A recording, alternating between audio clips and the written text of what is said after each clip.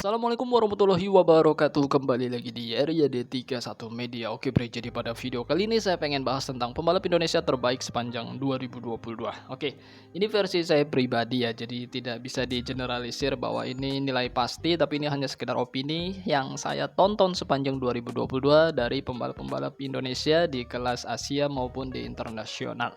Nah, ada 6 nama yang saya rangkum. Menurut saya ini pembalap yang sangat potensial dan bagus, dan memang ya dengan prestasinya juga menunjukkan kalau dia cukup bagus, dan menurut saya ini pantas menjadi 6 pembalap terbaik Indonesia sepanjang 2022 versi RYD31 Media.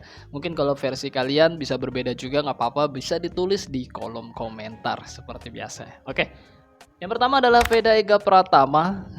Ya, menurut saya Veda Ega Pratama pantas menjadi pembalap pertama terbaik sepanjang 2022 di ajang internasional, lebih tepatnya mungkin di Asia Talent Cup. Itu pantas banget Veda Ega Pratama mendapatkan gelar pembalap terbaik sepanjang 2022. Kenapa? Karena dia menjadi juara ketiga Asia Talent Cup. Ya, tidak juara pertama, tapi juara ketiga, namun dengan beberapa hal yang sangat menakjubkan kalau buat saya pribadi, seperti dia menjadi podium di Qatar seri perdana 2022 Asia Talent Cup.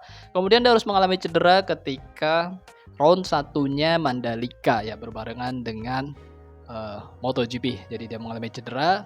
Habis itu memang bersyukurnya Asia Talent Cup itu jaraknya jauh-jauh, jadi dia bisa recovery dulu, bisa pemulihan ya kan cederanya, dan berhasil dia buktikan dengan cedera. Setelah pulih dia tetap oke, dan malah makin galak ya. Jadi makin podium-podium, juara-juara di race selanjutnya hingga race terakhir di Indonesia ya. Jadi buat saya oke, keren banget buat Veda Ega Pratama dan pantas menjadi pembalap Indonesia terbaik sepanjang 2022. Dan yang kedua, Andi Farid Isdihar atau biasa disapa Andi Gilang, menurut saya sangat pantas menjadi pembalap terbaik kedua sepanjang musim 2022. Pertama karena dia juara Super Sport 600 di ajang Asia Road Racing Championship menggunakan Honda CBR 600 RR, dan dia menjadi pembalap Indonesia pertama yang bisa menjuarai Super Sport 600. Sudah memang harus ya, maksudnya dia punya pengalaman balap di FIM TV Moto3, juga punya pengalaman di FIM TV Moto2, dan dia pernah membalap di Moto2 World Championship. Kemudian dia juga pernah membalap di Moto3 World Championship. Jadi ya sangat pantas dan memang harus dia jadi juara di Super Sport 600, apalagi menggunakan Honda CBR 600 RR terbaru. Ya, jadi spek 2022 yang memang sangat kuat banget untuk bisa melawan motor-motor Super Sport 600 merek lainnya. Oke, kita ke urutan ketiga.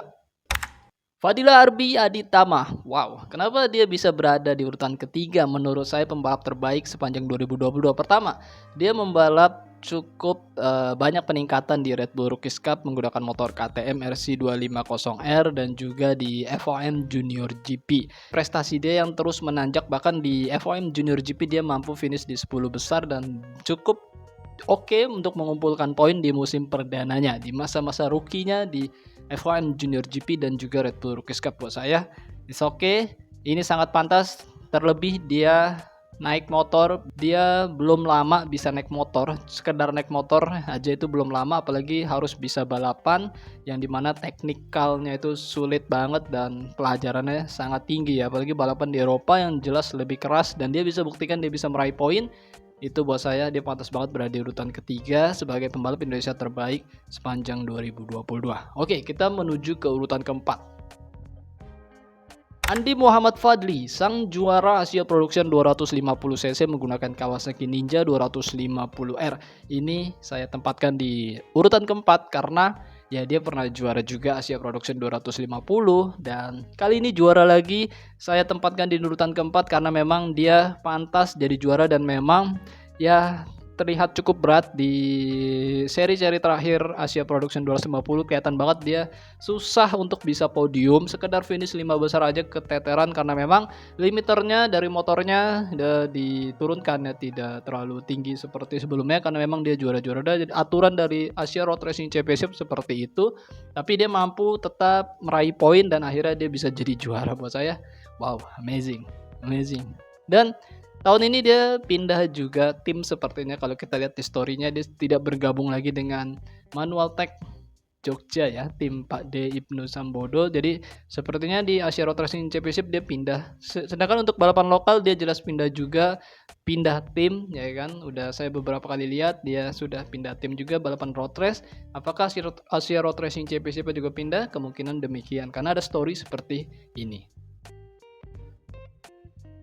Oke, untuk urutan kelima pembalap Indonesia terbaik sepanjang 2022 saya tempatkan Mario Suryo Aji. Ya, kenapa dia urutan kelima? Karena pertama buat saya ini tahun pertama dia di Moto3 World Championship dan dia menjadi pembalap Indonesia yang saat ini terbanyak mengumpulkan poin di Moto3 World Championship, yaitu 5 poin. Sebelumnya Andi Gilang 4 poin, dia bisa unggul 1 poin dengan 5 poin ya. Tapi buat saya ini belum maksimal dari Mario Suryo.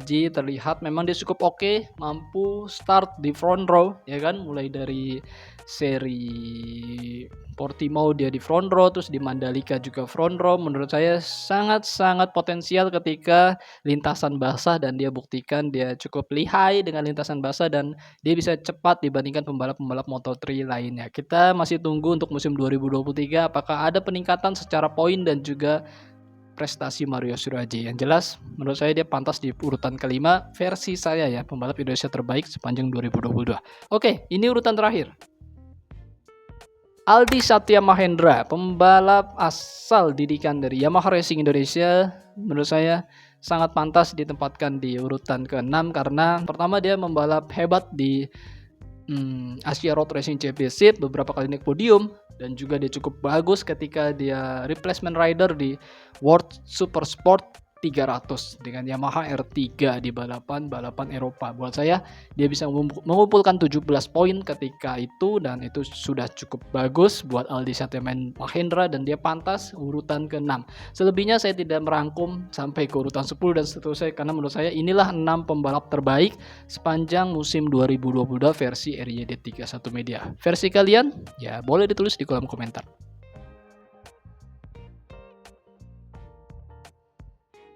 Oke, sehat-sehat buat kalian semua. Jangan lupa makan dan jangan lupa berdoa. Akhir kata, wassalamualaikum warahmatullahi wabarakatuh. Bye-bye.